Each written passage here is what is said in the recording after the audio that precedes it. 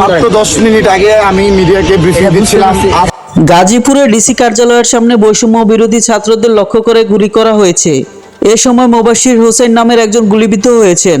শনিবার সন্ধ্যায় এ ঘটনা ঘটে। গুলিবিদ্ধ মোবাশ্বির হোসেন গাজীপুর জেলার বৈষম্য বিরোধী ছাত্র আন্দোলনের একজন কর্মী। তাকে শহীদ তাজউদ্দিন আহমদ হাসপাতালে নিয়ে যাওয়া হয়েছে। মোবাশ্বির হোসেন জানান, তাদের কর্মসূচি সমাপ্তি ঘোষণার পর আহত ছাত্রদের দেখতে যাওয়ার প্রস্তুতি নিচ্ছিলেন তারা। এ সময় একটি মোটরসাইকেল থেকে তাকে লক্ষ্য করে গুলি করা হয়।